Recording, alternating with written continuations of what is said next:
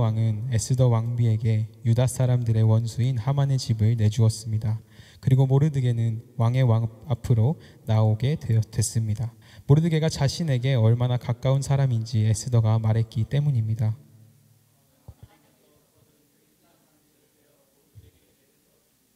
그리고 에스더는 모르드게를 세워 하만의 집을 관할하게 했습니다. 에스더는 다시 왕의 발 앞에 꿇어울면서 간청했습니다. 왕에게 아각 사람 하만은 유다 사람들을 미워해 꾸민 그 악한 계획을 취소해 달라고 빌었습니다.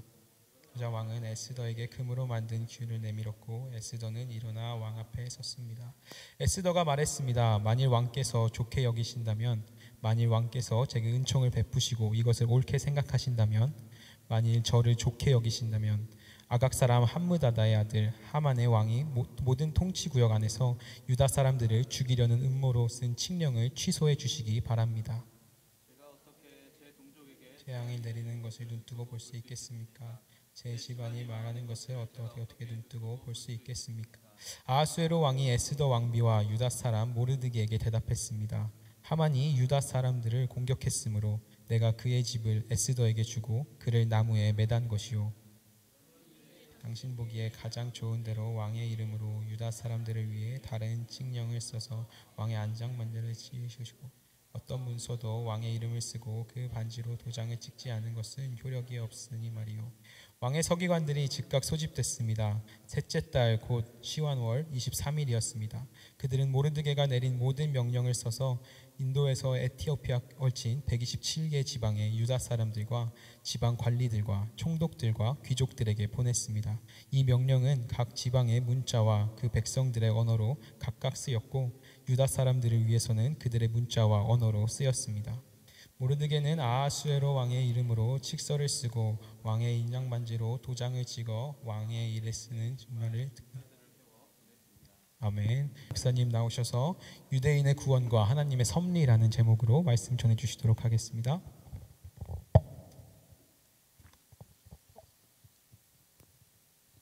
네, 제가 잠깐 기도하고 오늘 말씀 함께 나누도록 하겠습니다.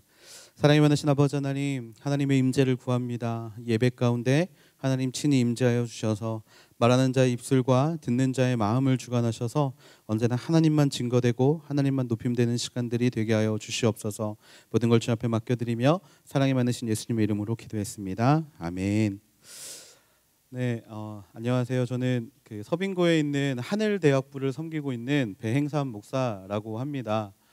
정말 그 항상 와보고 싶었던 이런 갈렙 예배에 저를 불러주셔서 좀 대단히 불러주신 건 아니죠. 네, 이렇게 어떻게 돌고 돌아서 제가 올 수 있게 된 것이 정말 하나님의 큰 은혜이고 축복인 것 같습니다.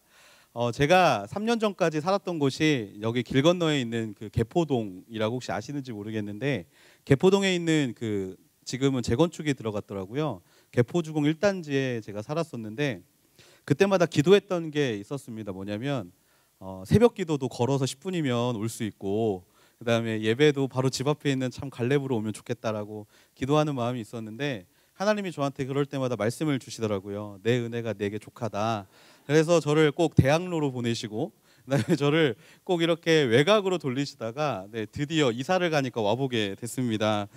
그래서 좀 이 시간에 좀 그 반가운 마음으로 좀 말씀을 함께 나눌 텐데요. 사실 조금 이게 원래 시작 전에는 공동체 목사님을 약간 좀 디스하고 시작을 해야 되는데 제가 사랑하는 또 우리 우윤상 목사님을 디스할 게 없더라고요. 네, 그래서 좀 이게 감사하는 마음으로 좀 부담이 좀 됩니다. 왜냐하면 제가 청년부에서 처음 사역을 시작하긴 했어도 제가 설교는 새벽기도 빼고는 청년부에서 해본 적이 없습니다. 저는 대학생들을 상대로 하다 보니까요, 약간 대학생들이 좋아하는 게 설교가 빨리 끝나는 거. 그래서 제가 말이 굉장히 빠릅니다. 그래서 그 지체들이 지겨워하지 않도록 말이 굉장히 빠른데요. 청년들 앞에서 또 같은 세대를 살아가고 있고 살아온 또 이 저의 또래 또 같은 이 청년들 앞에서 말씀을 전하는 게 좀 부담이긴 하지만 그래도 주시는 말씀이 이 시간에 은혜가 될 것이라는 것을 믿고 같이 한번 나아가게 되기를 원합니다. 계속해서 우리가 에스더 말씀을 보고 있는데요. 포로로 끌려온 것도 모자라서 부모를 일찍 여의고 그 다음에 사촌의 손에서 자라난 그 이 에스더라는 사람, 결국에 세계를 호령하는 왕비가 되고 자신의 동족들을 죽이려 하는 사람들 앞에서 당당히 싸워서 생명을 쟁취해냈던 이 에스더의 이야기는 아침 드라마급 반전이 있고 또 미니 시리즈급의 재미가 있는 이야기입니다. 많은 사람들이 가장 읽기 쉬워하는 성경이 에스더 말씀인데요. 이 이야기가 재밌는 이유는 긴박감과 기대감이 그 안에 숨겨져 있기 때문입니다. 하나님은요, 우연이라는 이름으로 에스더의 모든 시간들을 이끌어 오셨고 또 이끌어 가고 계십니다. 우연한 사건으로 왕궁에 들어가서 왕비가 되고 또 우연히 성 앞에서 하만이라는 사람의 심기를 건드리게 되고 또 우연히 왕이 잠이 오지 않아서 꺼낸 책 가운데 모르드게의 이름이 발견되는 이 우연의 우연을 넘어서는 이 사건들을 통하여서 하나님은 에스더서에서 당신의 역사심을 우리에게 보여주고 있습니다. 우리의 눈에는 우연히 진행되는 모든 일들이 하나님의 섭리임을 깨닫게 하는 믿음의 눈이 있지만 세상 사람들은 이것들을 한마디로 이야기를 합니다. 운이 좋아서, 재수가 좋아서, 또는 그냥 그 사람이 정말 억수로 그 운이 좋아서 이 일이 이렇게 됐을 거야 라고 이야기를 합니다. 그런 말들로 상황들을 외면하려고 하지만 하나님을 믿는 우리는 이 우연을 뛰어넘는 하나님의 역사를 바로 볼 수 있게 되기를 주님의 이름으로 축원합니다. 제가 이 자리에 온 것도 또 제가 이 자리에서 설교를 하게 된 것도 사실 작년까지는 그 대학부 교역자들은 대학부끼리 또 청년들은 청년부끼리 이렇게 교제를 했었는데 제가 오게 된 것도 하나님의 섭리 안에 들어있는 일인 줄로 믿습니다. 그래서 이 시간에 특별히 하나님의 계획하심과 역사가 이 자리에 충만하다라는 것을 우리가 인정하며 나아갈 때 오늘 하나님께서 여러분에게 큰 은혜를 주실 줄로 믿습니다. 지난주 본문에서 하만이 모르드게를 달아 죽이려고 마당에 세워두었던 나무에 달려 죽는 것을 우리가 말씀을 통해 함께 보았습니다. 대적자가 사라졌습니다. 대적자가 사라지면 사실 1회 만에 끝나는 것이 드라마의 법칙이죠. 하지만 오늘 우리가 보는 에스더의 말씀은요, 그렇게 대적자가 사라졌고 또 이야기가 끝날 법하지만 끝나지 않습니다. 아직 3장이나 더 남아있죠. 왜 에스더의 이야기가 여기서 끝나지 않고 계속되는지 우리가 오늘 말씀을 통해서 여러분과 세 가지 정도 함께 나누어 보고자 합니다. 첫 번째는요, 1절 말씀인데요. 같이 한번 읽어보기를 원하는데 혹시 네, 감사합니다. 같이 한번 읽어보겠습니다. 1절 말씀입니다. 시작. 바로 그날에 아하수에로 왕은 에스더 왕비에게 유다 사람들의 원수인 하만의 집을 내주었습니다. 그리고 모르드게는 왕의 앞으로 나아오게 됐습니다. 모르드게가 자신에게 얼마나 가까운 사람인지 에스더가 말했기 때문입니다. 아멘. 네, 전쟁에서 가장 중요한 것은 전쟁의 승리를 얻는 것일 겁니다. 전쟁에서 패하면 그 다음을 생각할 여력이 없죠. 그런데 전쟁에서 이긴 후에 가장 중요하게 대두되는 문제가 있는데 무엇이냐면 전쟁 비용 처리의 문제와 또 전쟁의 영웅들을 높여주는 작업들이 필요합니다. 전쟁에서 승자가 누구고 여러 피해들에 대한 배상금 그리고 가장 큰 공훈자가 누구인지 분별하고 그에 합당한 일의 결과를 또 주는 것이 전쟁 다음에 일어나야 하는 일들이죠. 이 땅에서 우리가 맞닥뜨리게 되는 신앙의 전쟁, 영적 전쟁도 마찬가지입니다. 전쟁에서 승리했다라고 모든 것이 끝나는 것이 아닙니다. 에스더는요, 첫 번째로 우리에게 그것을 알려주고 싶어 하는 것이죠. 전쟁은 하나님께 속한 것임을 믿습니다. 그것을 믿는다라면 전쟁의 승패는 중요한 것이 아닙니다. 왜? 모든 전쟁은 반드시 이길 수밖에 없는 것이기 때문에. 그렇다면 그 다음으로 중요한 것이 무엇입니까? 이 전쟁의 승리의 영광을 누구에게 올려드리느냐 하는 문제입니다. 에스더는요, 하만이라는 커다란 대적 앞에서 죽으면 죽으리라라는 신앙의 고백을 가지고 그 모든 어려움들을 이겨냈습니다. 결국 그 싸움에서 승리를 했죠. 모르는 사람들이 보면, 신앙이 없는 사람들이 보면 에스더가 모든 것을 다 한 것처럼 보입니다. 에스더가 죽으면 죽으리라라는 마음을 가지고 왕 앞에 나아갔고, 에스더가 잔치를 준비했고 하만을 초청했고, 거기에서 나를 살려달라고 왕에게 말했던 모든 상황들이 에스더가 잘해서 된 것처럼 보일지 모르겠습니다. 그런데 1절 말씀에 보면요, 왕은 누구를 나아오게 하는가? 바로 모르드게를 나아오게 했다라는 겁니다. 이유는요, 하반절에 나오는데 모르드게가 자신에게 얼마나 가까운 사람인지 에스더가 말했기 때문입니다.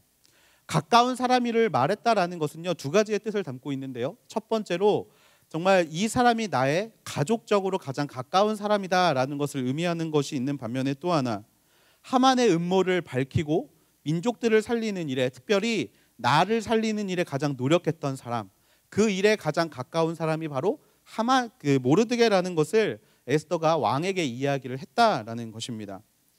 한마디로 에스더는요, 일의 모든 공과 일어난 일들에 대한 영광을 자신이 취한 것이 아니라 모르드게에게 돌려주고 있다라는 것이죠. 성도들은요, 믿는 사람들은 무슨 일을 해서 공을 세울지라도 그 영광을 올려드려야 할 대상이 있습니다. 그게 누구냐면 바로 우리가 믿는 하나님이십니다. 우리는 우리의 삶 가운데 일어나는 모든 일들에 대한 영광을 하나님께 올려드려야 할 줄로 믿습니다. 모든 전쟁의 끝에서 우리는 그 전쟁의 승리의 영광을 내가 취하려 하는 본성을 가지고 있습니다. 하지만 하나님은요, 에스더서를 통해서 우리에게 말씀해주고 계세요. 그 모든 일을 한 것은 네가 아니라 바로 나다. 그 영광은 네가 받아야 할 것이 아니라 바로 내가 받아야 할 것이다 라고 말씀하고 계시다라는 것입니다. 전쟁은 우리가 한 것이 아니라 하나님이 하신 것입니다. 하나님께서 그 전쟁의 도구로 단지 나를 사용하셨을 뿐이죠. 사실 이 부분이 우리에게 가장 취약한 부분 중에 하나입니다. 우리의 삶에 어려움이 찾아오고 고민들이 찾아오고 힘든 일이 찾아올 때 우리는 기도를 해야 한다라는 당연한 신앙의 공식을 가지고 있습니다. 그래서 기도합니다. 열심히 기도합니다. 문제를 해결해 달라고 기도하고요. 또 여러 가지 사건들 앞에서 나의 힘으로 할 수 없사오니 하나님께서 이 일을 해달라고 기도합니다. 그런데 그 일이 딱 끝나면 내가 언제 기도했냐라는 식으로 우리는 하나님을 찾지 않고요, 하나님 앞에 감사하지 않습니다. 왜? 그 힘겨운 시간을 견뎌온 건 하나님이 견디게 하신 게 아니라 바로 내가 견뎌왔다라고 생각하는 마음이 우리 안에 있기 때문에 그렇죠.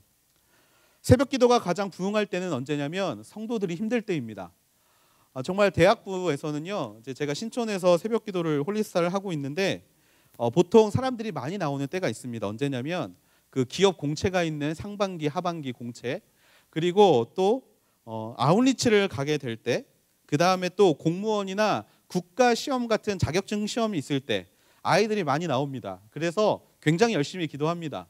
정말 제가 뭘 시험을 앞두고 있구나, 제가 곧 취직 준비를 하고 있구나를 알 정도로 굉장히 간절히 기도합니다. 그런데 재밌는 거는요, 그 시험 기간, 그 언제부터 그 지체가 나오지 않느냐면 시험을 본 날, 공채가 있는 날, 그 날이 지나면 나오지 않습니다. 이게 굉장히 재밌더라고요. 왜 나오지 않습니까? 폭풍이 눈앞에서 사라졌기 때문에 나오지 않습니다. 우리의 기도는 대부분이 이루어 주세요. 하나님, 내 소원을 들어주세요. 하나님, 주시옵소서라는 기도를 합니다. 그런 어미로 끝나는 기도가 대부분이죠. 물론 문제가 닥칠 때 하나님께 구해야 하는 것은요, 굉장히 중요한 일입니다. 당연히 우리가 감당해야 될 일이에요. 그런데 그 문제 이후에 하나님께 감사를 드리고 영광을 올려드리고 있는지 우리는 이 에스더의 말씀을 통해서 다시 한번 생각해 보아야 한다라는 것이죠. 그 문제에 대해 내가 수고하고 노력한 부분이 분명히 있습니다. 고난 가운데 서 있는 것은 나잖아요. 어려움 가운데 서 있는 건 나기 때문에 그 일을 감당하는데 나에게 지분이 굉장히 많은 것처럼 보일 수 있습니다. 그런데요, 하나님은 우리에게 이것들을 꼭 기억하라라고 말씀하고 계시죠. 폭풍이 지나간 후에 나를 기억해라. 너희가 어려움의 순간 가운데 항상 나에게 구했던 것들에 대하여 나를 생각하고 나에게 감사하고 나에게 영광 올려드려라. 그 하나님 앞에 응답할 수 있는 저와 여러분이 되기를 주님의 이름으로 축원합니다. 바울은 그 어떤 사도들보다 수많은 교회 일들을 감당했습니다. 그리고 수없이 많은 고난을 헤쳐왔고요, 수없이 죽을 뻔한 사건들을 많이 견뎌내고 이겨내고 살아왔습니다. 그 정도 했으면 바울은 사실 자신이 해왔던 일들에 대해서 좀 더 자랑할 만한 마음이 있었을 것 같습니다. 그런데 바울은 자신의 인생들을 뒤돌아보고 이렇게 고백하는 모습을 우리가 볼 수 있는데요. 고린도전서 10장 15절 말씀입니다. 우리 같이 한번 읽어볼까요? 시작. 그러나 오늘날 내가 나된 것은 하나님의 은혜로 된 것입니다. 내게 주신 그분의 은혜가 헛되지 않아 내가 어느 사도보다 더 많이 수고했습니다. 그러나 이것은 내가 한 것이 아니요 오직 나와 함께 하신 하나님의 은혜로 한 것입니다. 아멘. 바울이 했던 고백, 나된 것은 다 하나님의 은혜다. 지금까지 지내온 것 모든 것이 하나님의 은혜이고 오직 나와 함께 하신 하나님의 은혜로 내가 지금껏 살아올 수 있었다. 이런 고백이 동일하게 우리의 인생 가운데 나타나게 되기를 기도합니다. 교회 역사상 가장 위대한 인물, 모든 크리스천들이 닮고 싶은 두 사람, 다윗과 바울. 그 두 사람은요 항상 모든 영광을 하나님께 올려드렸음을 우리는 기억할 수 있어야 합니다. 바울의 그러한 고백이 수많은 사람들이 그를 통해 하나님을 바라보게 하는 통로가 되었음도 우리는 기억해야 합니다. 여러분이 기도했던 일들이 끝난 후에 하나님을 다시 한번 찾아올 수 있게 되기를 축원합니다. 여러분들도 사실 수없이 많은 문제들이 있을 겁니다. 제가 청년부에 있을 때는요 항상 기도해달라고 요청하셨던 분들의 기도 제목들이 대부분이 결혼 문제, 그리고 이직 문제, 그리고 이제 조금 살림살이가 괜찮으신 분들은 이제 그 부동산을 사는 문제, 이런 문제들로 찾아와서 좀 기도를 해달라는 이야기들을 요청을 굉장히 많이 받은 기억이 있습니다. 여러분들 안에 있었던 그 문제들을 가지고 하나님 앞에 나아가신 이후에 그 문제가 나의 원대로 뜻대로 되지 않는 한이 있더라도 다시 한번 그 기도의 제목을 가지고 하나님 앞에 찾아갈 수 있는 저와 여러분이 되기를 기도합니다. 아우니치 가기 전에 기도하러 모이셨다라면, 정말 여러분들 출근하시기 전에 각 홀리스트에 나가셔서 기도하셨다라면 아우니치를 갔다 오셔서도 기도를 하셔야 합니다. 내가 기도하고 그곳에 나아갔을 때 하나님이 이루신 일들에 대해서 감사하는 마음으로 정말 끝까지 매일매일 문제가 있을 때만이 아니라 감사할 수 있을 때에도 하나님 앞에 달려갈 수 있는 여러분이 되기를 기도합니다. 에스더의 이야기가 끝나지 않는 두 번째 이유는요, 인생의 섭리에 대한 우리의 책임을 알려주시기 위함입니다. 5절과 6절 말씀 같이 한번 보겠습니다. 시작. 에스더가 말했습니다. 만일 왕께서 좋게 여기신다면, 만일 왕께서 제게 은총을 베푸시고 이것을 옳게 생각하신다면, 만일 저를 좋게 여기신다면 아각 사람 함므다다의 아들 하만이 왕의 모든 통치 구역 안에서 유다 사람들을 죽이려는 음모로 쓴 칙령을 취소해 주시기를 바랍니다.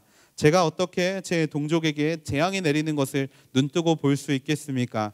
제 집안이 망하는 것을 제가 어떻게 눈뜨고 볼 수 있겠습니까? 에스더는 왕 앞에서 민족을 살려달라고 이야기를 합니다. 하만이 왕의 권세를 빌려서 작성한 조서를 취하해 달라고 이야기를 합니다. 그러면서 울부짖습니다. 제가 어떻게 제 동족이 죽어가는 것을 바라볼 수 있겠습니까? 라는 말로 울부짖는 모습들을 우리가 말씀을 통해 볼 수 있습니다. 사실 에스더는요 자신의 생명을 구원을 받았어요. 왕이 하만이 자기의 왕비를 죽인다라는 이야기를 듣고 어떻게 내 왕비를 죽일 수 있느냐라고 자신의 생명에 대한 보증을 받았습니다. 근데 거기에서 에스더는 만족하지 않고 무엇을 하는가? 바로 동족의 생명을 구하는 일을 감당하는 모습을 우리가 볼 수 있습니다. 우리의 인생에서 일어나는 수많은 사건들은요 정말 하나님께서 당신의 섭리를 이루기 위한 사건인 줄로 믿습니다. 그런데 우리는 항상 거기에서 멈출 때가 많죠. 나에게 주시는 은혜, 단지 그 은혜만을 사모할 때가 너무나 많은 모습들을 우리는 바라보게 됩니다. 그런데요 하나님의 섭리는요 나의 만족과 유익과 스스로 나 개인의 은혜에서만 그것을 멈추기 위해서 주신 것이 아니라는 거예요. 하나님이 우리 인생 가운데 주신 모든 사건들은요 하나님의 섭리의 끝에 다다라 보면 결국에는 나를 위한 것이 아니라 내 주변에 있는 또 내가 아닌 다른 모두를 위한 일인 것을 우리는 깨닫게 된다라는 것입니다. 그것이 우리 인생에 역사하시는 하나님의 섭리에 대한 책임입니다. 내 삶 가운데 역사하셨다라면 그 역사를 통하여서 다른 사람을 위하는 삶을 사는 것, 그것이 바로 하나님의 섭리라는 것이죠. 굳이 더 한번 왕의 심기를 건드리는 에스더. 사실 왕의 조서라는 것은 왕이 정한 법칙입니다. 그런데 그것들을 다시 한번 심기를 건드리면서 그것들을 바꿔달라고 요구하는 에스더의 모습에서 하나님이 그 인생을 어떻게 사용하시는지에 대한 비전을 바라볼 수 있게 된다라는 것이죠. 그래서 저는 여러분들에게 권면합니다. 인생 가운데 찾아오는 사고 같은 사건들, 내가 감당하지 못할 사건들, 그것들은요 여러분을 위한 것이 아니라 여러분들을 통하여서 인생의 모든 것들을 바꾸시는 하나님의 역사이신 줄로 믿습니다. 제가 다른 공동체에 와서 제 간증을 하기가 사실 조금 부담스럽긴 한데 제가 좀 느끼는 게 있어서 이 시간 잠깐 제 이야기를 좀 하려고 합니다. 저희 가족은요 이제 저랑 동갑내기 아내 그리고 5살짜리 딸과 3살 된 아들이 있습니다. 이제 근데 어릴 때부터 제 꿈은요 아이를 3명을 낳는 거였어요. 그래서 결혼할 때 이제 항상 이제 만나는 자매에게 처음 물어본 게 뭐였냐면 아이를 몇 낳고 싶어요였습니다.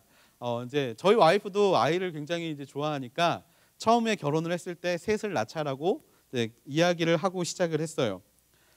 혹시 오해하실까봐 말씀을 드리는데 제가 이제 이렇게 목회자를 하면서 이제 성도를 만난 건 아니고요. 아웃리치에 가서 청년 대 청년으로 만난 겁니다. 괜히 목사가 아웃리치 가가지고 연애만 했다라고 생각하실 수 있을까봐 네, 잠깐 말씀드리고요. 처음부터 기도했던 그 아이를 셋을 낳자는 기도의 제목을 가지고 기도를 했어요. 구체적으로 기도했습니다. 아들, 딸, 아들은 둘째 딸과 막내 아들이 좀 힘들 수 있으니까 딸, 아들, 딸을 낳자고 기도하자. 근데 실제로 저희 첫째가 딸이고요, 둘째가 아들이에요. 근데 이제 얼마 전에 와이프한테 전화가 왔습니다. 여보, 셋째가 생긴 것 같아. 그래서 셋째는 분명히 딸일 거야라는 확신을 가졌어요. 첫째가 저랑 똑같이 생겨가지고 이게 좀 되게 미안하더라고요. 이게 딸인데 저랑 똑같이 생겨가지고 저 셋째는 조금 귀엽고 예쁜 딸이 좀 태어났으면 좋겠다라는 마음을 가지고 이제 와이프랑 둘이 신나서 병원을 갔는데 분명히 임신 테스트기를 해보고 간 거거든요. 근데 병원에서 갑자기 이렇게 초음파를 보는데 의사 표정이 별로 좋지가 않은 거예요. 그래가지고 무슨 일이 있나요? 그랬더니 이건 아기가 아닌데요라고 이야기를 하시는 거예요. 그래서 이거 뭔가 좀 이상하다. 근데 큰 병원을 자꾸 가보라는 거예요. 그래서 큰 병원 근처에 있는 대학병원을 갔는데 그 안에 뱃속에 있었던 게 이게 아기가 아니라 암이었던 거예요. 이게 암세포가 뱃속에서 아기처럼 이렇게 자리를 잡고 자궁 전체에 퍼져 있었던 거예요. 그래서 이제 그때부터 이제 암과의 싸움이 시작이 됩니다. 이게 작년 10월 이야기고요. 제가 17일 지난주 화요일에 3번째 수술을 했어요, 아내가. 그래서 항암을 하고 수술을 하고 이제 그런 상황 가운데 지금 제가 이렇게 사역을 계속해서 하고 있는데 갑자기 아픈 아내 이야기를 제가 왜 드리냐면 저를 불쌍히 여겨달라고 이제 드리는 것은 아니고요. 이 사건이 나에게 어떤 의미가 있을까를 하나님 앞에 두고 기도를 정말 많이 했습니다. 사실 제가 올해 82년 개띠생인데 제가 그 37에 사실 아내가 암에 걸린 상황이 그렇게 흔한 상황은 아니에요. 안병동에 가보면 거의 대부분이 나이가 있는 분들이 많고요. 간혹 가다가 정말 젊은 친구들이 한두 명이 보이는데 그게 이제 저에게 일어난 일이다 보니까 하나님 도대체 이런 일을 통해서 제게 하시고자 하는 말씀이 무엇입니까? 라고 하나님 앞에 간구하고 기도하고 지금 살고 있는데요. 재밌는 건 아내가 아프고 나서부터 하나님이 저에게 주시는 마음이 있고 사건이 있더라라는 것입니다. 그러니까 저는 제 믿음만 잘 지키면 되는 줄 알았어요. 많은 목사님들이 저한테 목사님 힘드시죠? 잘 될 겁니다. 라고 이야기하는 것들에 대해서 저는 괜찮습니다. 저는 소망이 하늘에 있는 사람이기 때문에 괜찮습니다. 라고 말하는 저의 신앙을 하나님께서 보실 줄 알았는데 하나님께서 보시고 싶어 하시는 것들이 그게 아니더라고요. 그 순간부터요 저한테 문자가 오기 시작합니다. 누구였냐면 저희 하늘 공동체 지체들이요 가족이 아픈 친구들, 그 다음에 자기의 주변에 있는 소중한 사람들이 아픈 친구들에 대해서 문자가 오기 시작합니다. 목사님, 저희 어머니가 이렇게 아픔을 당하고 계시고요, 저랑 가장 친한 친구가 이렇게 고통 가운데 있습니다 라는 문자들이 그날부터 저에게 옵니다. 그러면서 저한테 이렇게 이야기를 하는 거예요. 목사님, 제가 그 친구에게, 제가 저희 어머니에게, 제가 저희 아버지에게 무슨 말을 해 주어야 할까요? 사실 그 친구들한테 문자가 왔을 때 저는 그 끝은 저도 이렇게 힘드니까 목사님도 힘내셨으면 좋겠습니다 라는 위로의 문자가 왔을 줄 알았어요. 근데 읽어보면요 다 자기 힘들다는 이야기예요. 저도 힘들어 죽겠는데 다들 목사님 나 힘드니까 위로 좀 해주세요 라는 이야기인데 하나님의 말씀이 거기에 있더라고요. 너의 마음을 가지고 네가 너의 아내를 바라보면서 슬퍼하는 마음, 애통하는 마음, 가족이 아플 때 주변이 얼마나 힘든지 바라보는 그 마음을 가지고 그들을 위로하라라는 말씀을 저에게 계속해서 주시더라고요. 그런데 재미있는 거는요, 그 전까지는 왜 항암 치료하면 머리가 빠지거든요. 근데 저희 아내도 지금 머리가 없어요. 머리를 다 밀고 그냥 그렇게 살고 있는데 전에는 그런 분들을 보면 항암 치료하셔서 머리가 빠졌겠구나 라는 정도의 인식밖에 안 됐는데 지금은 저희 아내가 경험해왔던 그 시간들이 얼마나 힘들고 고통의 시간인지를 알기 때문에 저도 모르게 그분들에게 기도를 해줄 때 좀 더 애틋함과 간절함이 담겨서 기도가 되더라고요. 그러니까 하나님이 저에게 그 마음을 느끼게 하시고 그들을 위로하게 하시는 사건들을 바로 저에게 일어나는 일을 통해서 말씀해 주시는 것들을 요즘 경험하고 있습니다. 저에게 일어난 일들이 나 혼자만이 경험하는 사건이 아니라 그것들을 통하여서 하나님이 전하고자 하시는 자들에게 흘러갈 수 있도록 하나님은 그 일을 이끌어 가시더라는 거예요. 그래서 저는 여러분에게 권면합니다. 여러분에게 벌어지는 일들을 여러분들의 스스로에게 한정짓지 않게 되기를 축원합니다. 그리고 그 일을 통하여서 하나님이 이루실 일들에 대한 기대함과 소망과 간절함을 가지고 인생을 살아갈 수 있게 되기를 주님의 이름으로 축복합니다. 그게 하나님의 이끄심에 대한 우리의 책임이라는 거예요. 우리의 책임. 우리의 인생 가운데 은혜를 경험하고 우리의 인생 가운데 하나님을 만나고 우리의 인생 가운데 말씀하시는 하나님을 경험했다라면 그것을 다른 이에게 기꺼이 전해질 수 있는 인생, 바로 그것이 하나님이 우리에게 주신 책임이라는 것입니다. 관련해서 저는 교회에서 굉장히 아름다운 문화를 발견했습니다. 특별히 저희 온누리 교회에서 굉장히 아름다운 문화를 하나 발견한 게 있는데 무엇이냐면 플로잉 문화예요. 플로잉 문화. 이게 사실 다른 교회에서는 이런 모습을 보기가 쉽지는 않습니다. 근데 청년부에 있을 때 제가 길공동체에 4년 정도가 있었는데 청년부에 있을 때 되게 놀랐던 게 뭐였냐면 아웃리치를 가고 싶은데 재정적으로 너무 상황이 안 되는 친구들을 위해서 정말 거리낌 없이 자신의 가진 것들을 플로잉하는 청년들을 봤습니다. 너무 은혜롭더라고요. 그래서 한번 물어봤어요. 사실 굉장히 큰 금액을 아무 대가 없이 주시는 한 자매님한테 한번 여쭤봤어요. 아니 어떻게 그렇게 플로잉을 할 수 있어요? 그랬더니 옛날에 제가 하나님께 받은 은혜가 이러이러했는데 제가 힘들고 어려울 때 누군가가 저를 도와줘서 제가 그때 받은 은혜가 너무 커서 저도 그런 인생을 살기로 했습니다라고 이야기를 하시는 걸 보면서 이거야말로 하나님이 우리에게 주신 것에 대한 책임을 다하는 인생이 아닌가라는 그런 마음을 가져본 적이 있습니다. 특별히 이 플로잉 문화가 저는 교회 안에 더욱더 아름답게 자리 잡게 되기를 개인적으로 굉장히 기도하는데요. 제가 듣기로 갈렙에는 이런 문화가 너무 많이 있는 걸로 알고 있고 또 섬겨주시는 멘토님들이 너무나 잘 이 역할을 감당해 주시는 걸로 알고 있습니다.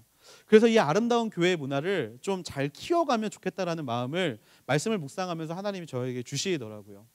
정말 내가 받은 은혜를 거기서 멈추는 것이 아니라 흘려보낼 수 있는 인생, 하나님이 나를 통해 하신 일들을 다른 사람들에게도 그대로 흘려보낼 수 있는 인생, 바로 그런 인생을 살아가도록 하나님은 우리에게 권면하시고 말씀하여 주시는 것으로 믿습니다.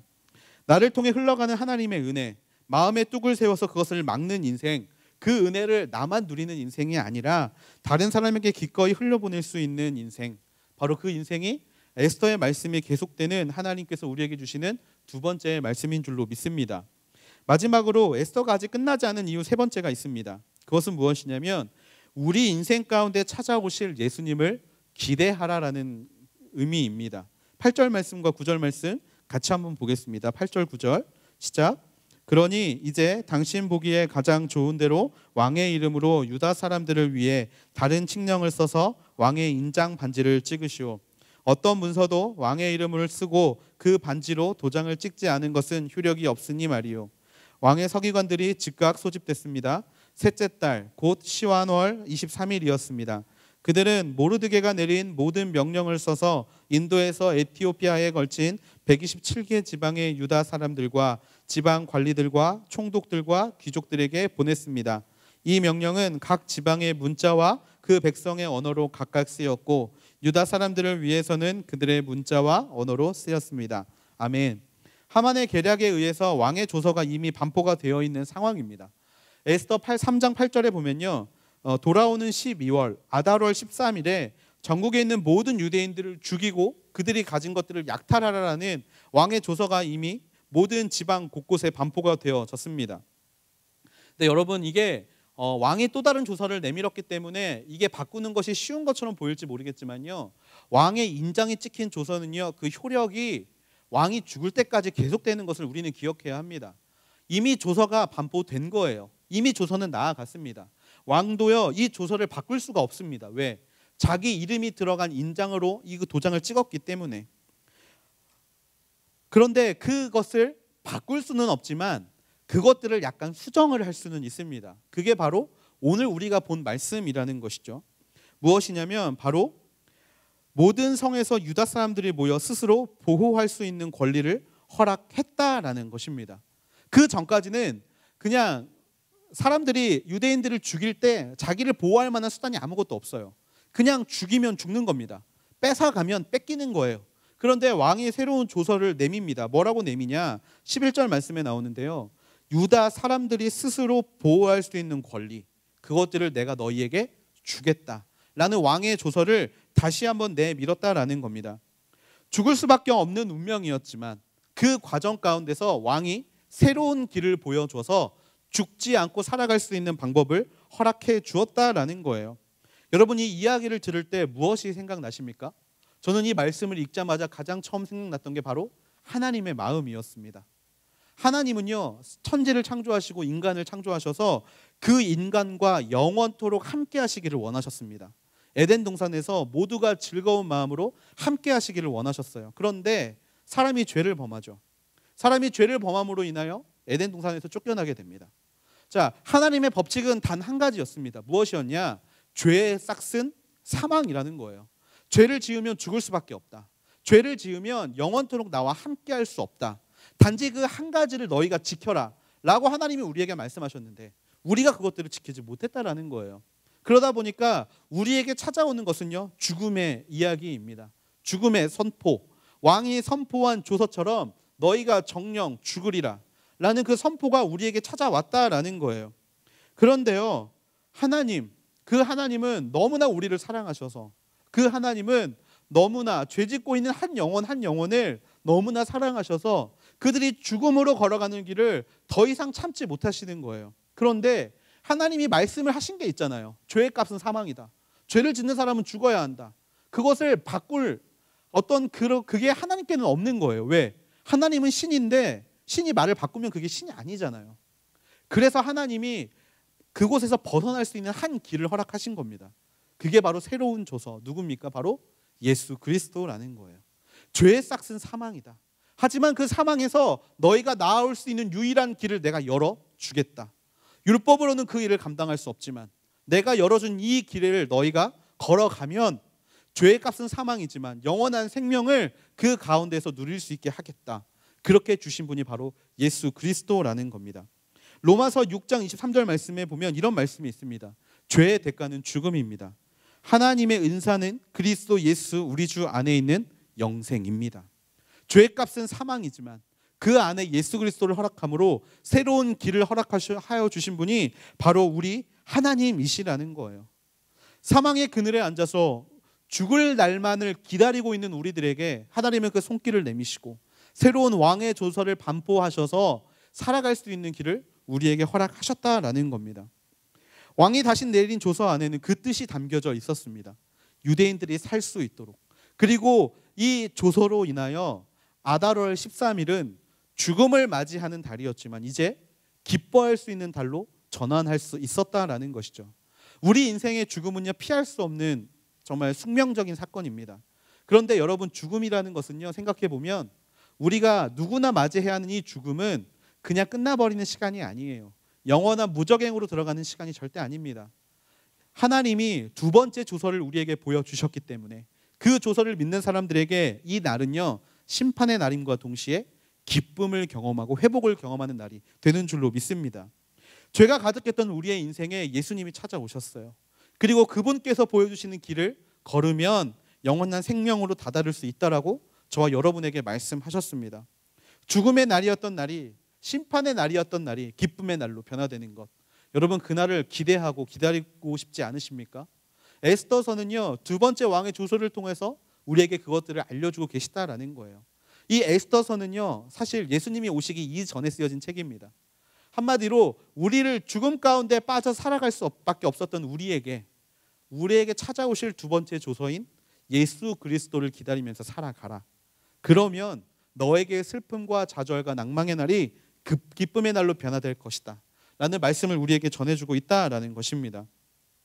결국 하나님께서는요, 그 모든 일들을 반드시 이루실 것입니다.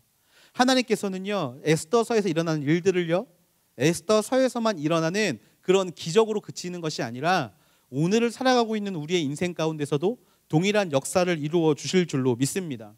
그런데 여러분, 여기서 우리가 오해하고 있는 게 하나 있어요. 뭐냐면 하나님이 역사의 큰 수레바퀴를 돌리시다가 그 일에 나를 도구로 사용하신다라고 우리는 생각합니다. 그런데 하나님은요, 그게 아니라 우리 한 사람 한 사람을 구원하시기 위해서 역사의 수레바퀴를 돌리고 계시다라는 거예요. 바로 역사 안에 우리가 함몰되어 있는 것이 아니라 우리 안에 하나님의 큰 역사의 그 섭리가 함몰되어 있다는 것을 기억해야 합니다. 결국 하나님의 모든 일에 섭리를 이뤄가시는 것, 그것은 바로 나 한 사람을 구원하시기 위해서, 예수 그리스도라는 정말 시대에 믿지 않는 사람들조차 인정하는, 또 믿는 자들에게 있어서 그리스도이시오 참 하나님이신 그 분을 보내신 것조차도 바로 나 한 사람을 위해서임을 언제나 기억할 수 있는 우리가 되기를 바랍니다. 하나님의 모든 계획 안에는 우리 한 사람 한 사람이 하나님을 만나는 사건이 포함되어 있습니다. 그처럼 하나님은 역사의 조서를, 특별히 예수 그리스도라는 조서를 우리에게 허락하셨다라는 것이죠. 그 기쁜 소식에 응답할 수 있는 우리 모두가 되기를 주님의 이름으로 축원합니다. 말씀을 정리하려고 합니다. 우리가 본 세 가지를 대해서 다시 한번 마지막으로 정리하고자 하는데요. 첫 번째로, 하나님 앞에 달라라고 기도했다라면, 하나님 앞에 간절히 구했다라면 그 일이 해결된 이후에도 하나님 앞에 감사하며 나아갈 수 있는 우리가 되기를 기도합니다. 그리고 또 정말 나에게 일어나는 이 사건들이 정말 나를 위한 사건이 아니라 내가 속해 있는, 또 내가 만나는 모든 사람들을 위한 하나님의 섭리임을 기억하고 그 책임을 다할 수 있는 우리가 되기를 기도합니다. 그리고 마지막으로, 결국에 우리가 붙잡아야 할 것은 새로운 조서, 바로 우리에게 허락하신 예수 그리스도, 그 조서로 말미암아 죽음에서 생명으로 걸어가게 하신 그 하나님, 어느 날 그 하나님을 기억하시면서 한 주간 하나님 안에서 강건하게 살아갈 수 있는 우리 모두가 되기를 주님의 이름으로 축원합니다. 하나님의 섭리는 누구에게 맞춰져 있다? 나에게 맞춰져 있다. 하나님은 나를 사랑하시고 나를 구원하시고 나를 통해 역사를 만들어 가신다. 언제나 그것들을 기억하면서 하나님께 붙잡힘 받는 저와 여러분 되기를 주님의 이름으로 축원합니다.